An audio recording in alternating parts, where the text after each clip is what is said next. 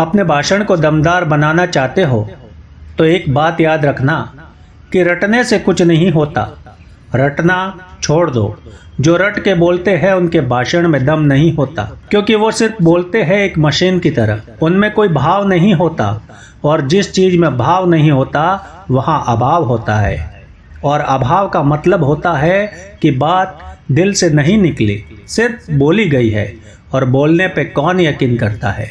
आज का दौर अलग है, वक्त बदल चुका है, और इस बदले हुए वक्त में अगर आपने खुद को नहीं बदला तो आपका पतन निश्चित है।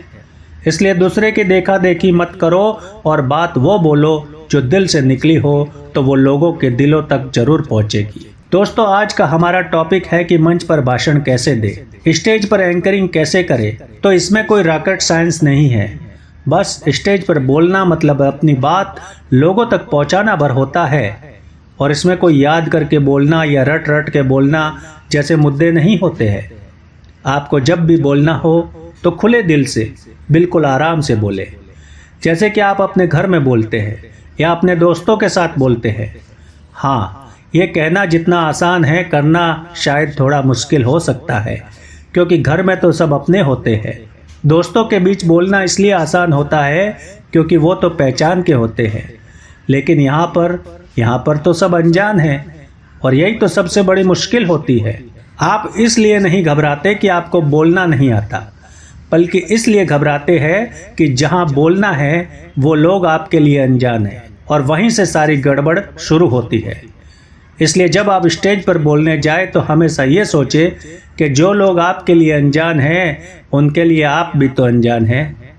वो आपको नहीं जानते तो आप कौन सा उनको जानते हैं, और वो आपको नहीं जानते तो घबराना कैसा है। ये तो आपके लिए प्लस पॉइंट हो गया कि आपको वहाँ बोलने का मौका मिल रहा है जहाँ आपको कोई जानता ही नहीं। अगर कोई गलती हो गई तो कौन से वो लोग आपको याद रखने वाले हैं। लेकिन अगर आपने कोई अच्छी बात कह दी और वो बात उनके दिलों तक पहुंच गई तो शायद वो आपको याद रखे। डर कभी सामने नहीं होता, वो सिर्फ हमारे मन में होता है। हम ही है जो रस्सी को सांप बना लेते हैं और खुद ही डरते रहते हैं। लेकिन सही मायने में आप कैसा बोल रहे हैं इससे लोगों को कोई फर्क नहीं पड़ता है। अगर आपने कोई मिस्टेक कर भी दी तो उसे सुधारने के हजारों तरीके मौजूद हैं। जैसे ही आपसे कोई गलती हो तो आप वहाँ पर कोई शायरी बोल ले या ताली बजाने को कह दे, या आप कोई चीज़ भूल गए हो तो आप कह सकते हैं कि हर जगह हर बात याद कैसे रखी जा सकती है। आज का प्रोग्राम ही इतना भव्य और आलीशान है कि इसकी हर बात याद रखना असंभव है। तो मैं प्रोग्राम गाइड से आपको बताता हूँ कि आगे क्या होगा। इस तरह से आप अपनी बात रख सकते हैं। आपके अंदर का हुनर ही आपको छोटा या बड़ा बनाता है। आपने सोच लिया कि नहीं होगा तो फिर नहीं होगा, क्योंकि बाहर की ताकत कितना भी आपको पुश करे, जब तक आपके मन के अंदर का डर आप नहीं निकालोगे तब तक आप आगे नहीं जा सकते। कोई कितना भी कह ले कि खाना अच्छा है, आप खा लो, लेकिन आप ना खाओ तो व्यर्थ है। वैसे ही ये तय तो आपको करना होगा कि आपको क्या करना है।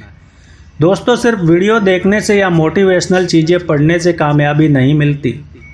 ये सब चीज़ें आपको गाइड कर सकती है, लेकिन करना तो आपको ही पड़ेगा।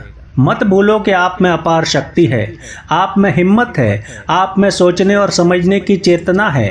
आप दुनिया के इकलौते वो इंसान हो जो सबसे अलग हो, क्योंकि दुनिया का हर शख्स सबसे जुदा होता है, अलग होता है।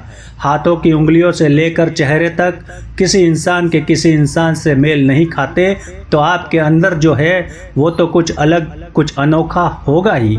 तो ये मत सोचो कि वो ऐसे बोलते हैं, वो ऐसे करते हैं। अरे मेरे यारो, वो उनका व्यवहार है, तुम्हारा अलग है।